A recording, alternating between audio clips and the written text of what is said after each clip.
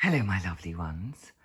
I was talking to you yesterday on the first day of reframing week about the immaculate houses which have no soul. And I suddenly thought, instead of wandering around outside and showing you the trees and the horses and the Scottish sky, I thought I'd bring you into my house. I'm not going to be here for much longer because I've got to move.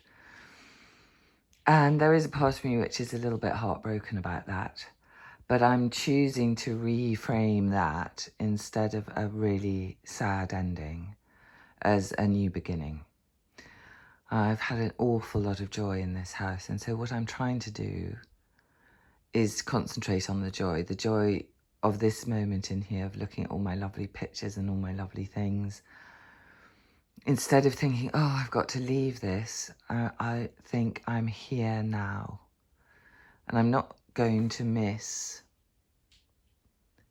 the joy and the beauty because I'm thinking about the sadness. So in other words, I'm not going to miss what's right because of what's wrong.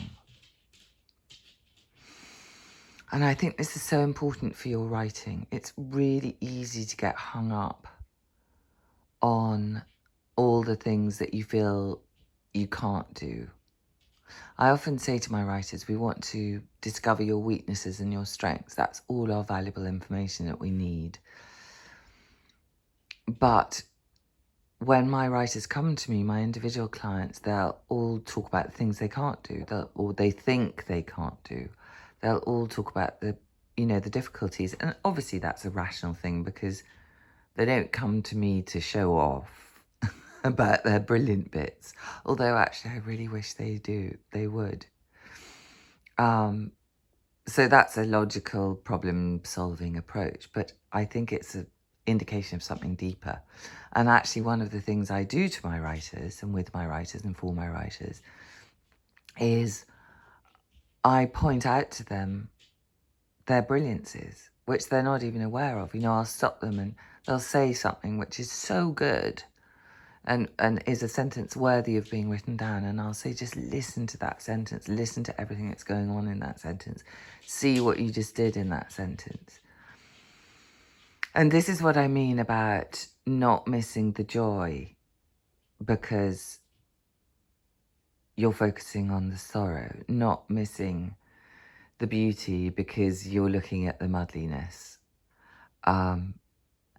I don't know if you can see on the wall, there's a picture of my mum. Yeah, I'm going to show it to you actually because it's so sweet. That's my mum and me. Look at my funny little face. And I can hear her voice saying you should have tidied up a bit more before you started filming, because that's what she really did mind about. She minded about order and tidiness and neatness. But I choose to look at the beauty, all my lovely books, my lovely green leaves through the window, this beautiful picture which somebody I just know on Twitter sent to me. She's an artist. Look at that. Look, there's a picture of my dad riding in a race. That's a beautiful photograph. You can't quite see because of the reflection.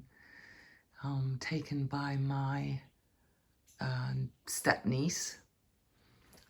Look, that is Lee Miller. And it's a photograph she took of Picasso with, look, Gary Cooper and lovely Mrs. Cooper, whose name I can't remember, which is very non-feminist of me.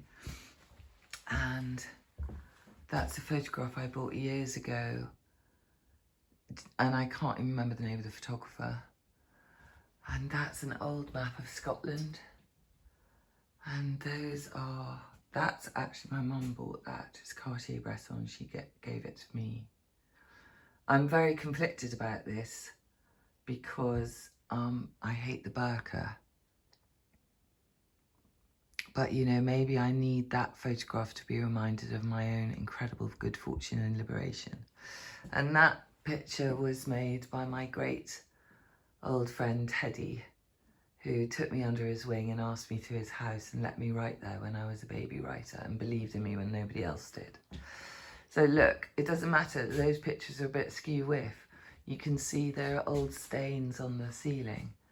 This place, it is a bit of an old muddle. I've been here for 23 years. But I choose to look at the beauty, and that's what I want you to get into the practice of when you're writing. Of course we need to know our weaknesses so that we can work on them and build up our strengths, build the weaknesses into strengths, or even naughtily find ways around the weaknesses. But if you're constantly letting the voices in your head tell you about your flaws, about your failures, about your inadequacies, that becomes your story. So don't forget to tell yourself the story of your beautiful things. And I think this goes for writing and for life.